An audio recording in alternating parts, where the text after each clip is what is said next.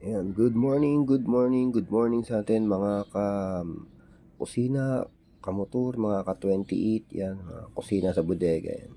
Good morning. Yan ang breakfast natin ngayon, yan. Sarap. Yan po ang breakfast natin ngayon, yan. Breakfast ni Mr. Romil Cruz. Ayan, ito yung tsaa natin. Yan.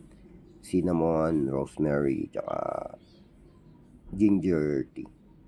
Yan. Turmeric. Yan. Yan po yung ating tsaa. Tapos ito yung ating breakfast. Yan. Sarap. Sarap ng breakfast natin mga kusina. Yan ang breakfast. Yan ang mukbang. Healthy food lagi tayo mga kusina. Type 2 diabetic kasi tayo. Kaya yan. Hindi na tayo maintenance. Yan ang maintenance natin mga Mr. Rom.